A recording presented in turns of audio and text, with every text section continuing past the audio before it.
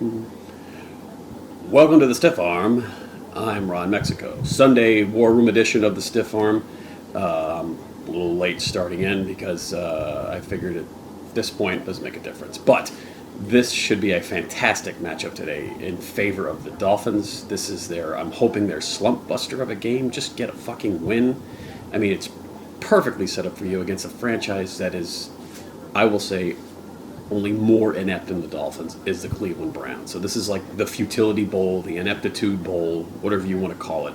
This is what it is. These guys are 1 and 2 on dumb decision making, or franchises at one point in their existence were the gold standard, and now are just kind of like a head scratcher.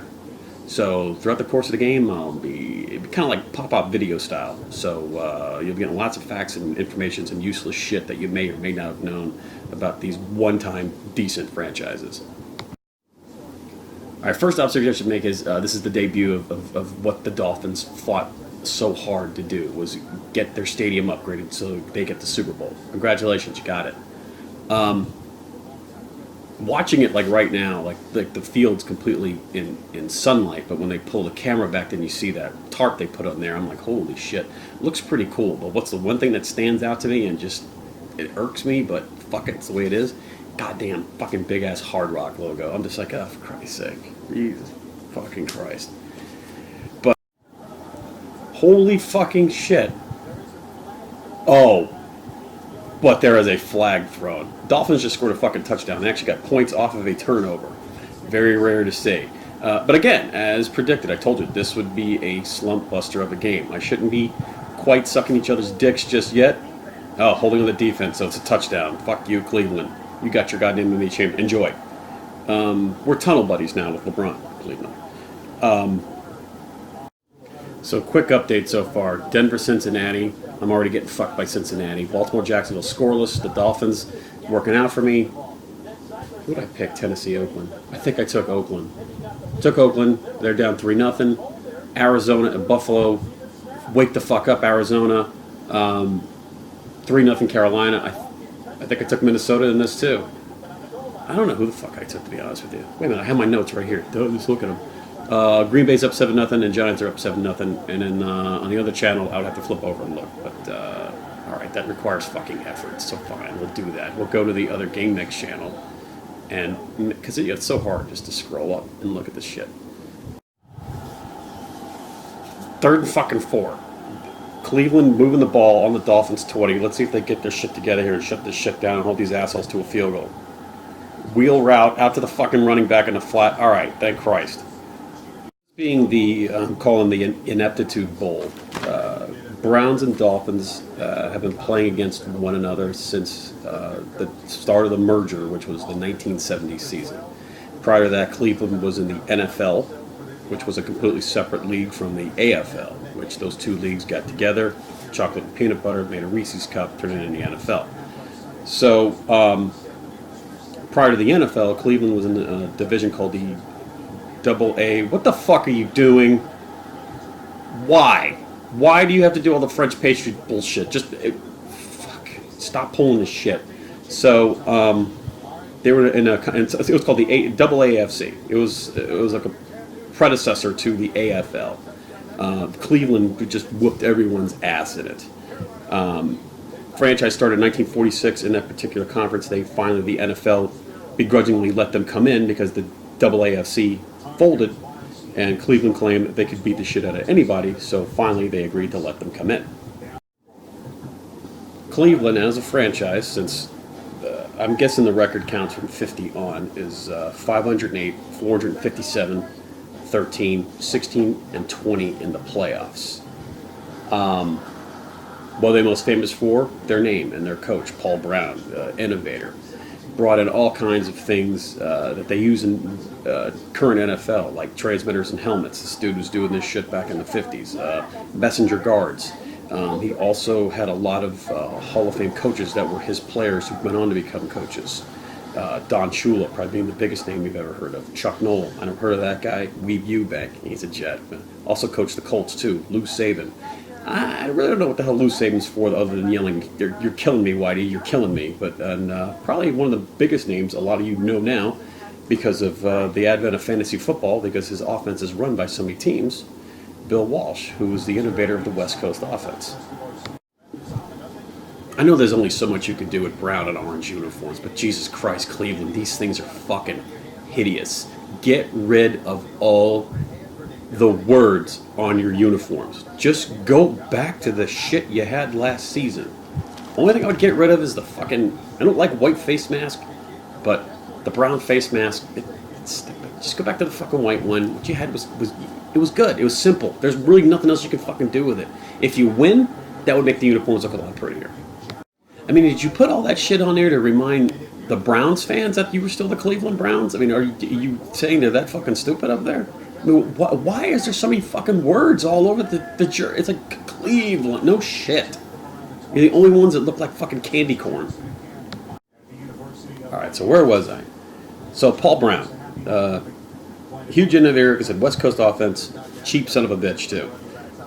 He and George Halas, who was the founder, one of the co-founders of the National Football League, and the Chicago Bears, who were originally called the Decatur Staleys. Same thing with, Halas founded the league, captain in the Navy, fought in the first and second fucking world wars. First to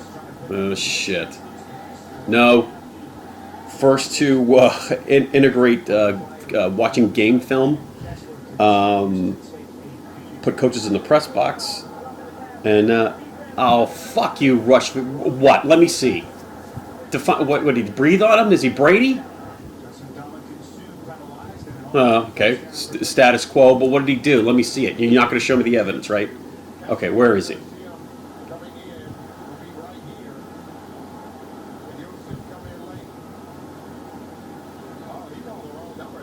What the fuck did what did he do? He pulled him down with his legs. Oh, come on. Fucking lighten up, Nancy. But an interesting thing House offered to do was, at the time, radio was the only medium of covering NFL games, and the Bears were the monsters of the Midway and were a pretty formidable, that's the right word, opponent, franchise, whatever, and he was offering to share income with teams in smaller cities from the amount of money he was generating as the Bears owner. That shit will be happening. That's every man for himself now fucking days. Now, in all those years, Cleveland had its dominance. It was predominantly in the 50s into the early 60s. They were early to mid 60s. They were decent. They had a guy named Jim Brown. Might have heard of him. Was held the rushing title. Probably one of the toughest running backs. Interesting guy. Quit in the peak of his career to become an actor. That's what he wanted to do, I guess. But Cleveland always was kind of a contender. I remember growing up, from like the mid 80s on. They had drafted Bernie Kosar, who was probably one of the most unorthodox looking quarterbacks ever to play the fucking game. And they had a guy named Marty Schottenheimer as a coach. And Marty Schottenheimer had some decent teams, and Cleveland was relevant. And all I remember about Cleveland was them having the ugliest and shittiest fucking looking stadium. I think that had like piss running down the side of it. So Cleveland, right? So Cleveland actually is more infamously known for futility than they are all that success they had early on in their franchise. And then, like I said, in the late 80s when I was a kid growing up, the Broncos did something called the drive on them, where they took the ball from their own 2-yard line and marched 98 yards. Eventually put in what was the game-winning drive to prevent Cleveland from almost a Super Bowl appearance against the Giants in Super Bowl 21. They're also, the next year they played Denver again, and this time it was in Denver, and then it was the fumble where Cleveland had a game-winning drive, and then Ernest Biner fumbled the ball, and the rest is history. At one time they had Bill Belichick. Bill Belichick actually had the Browns relevant in '94,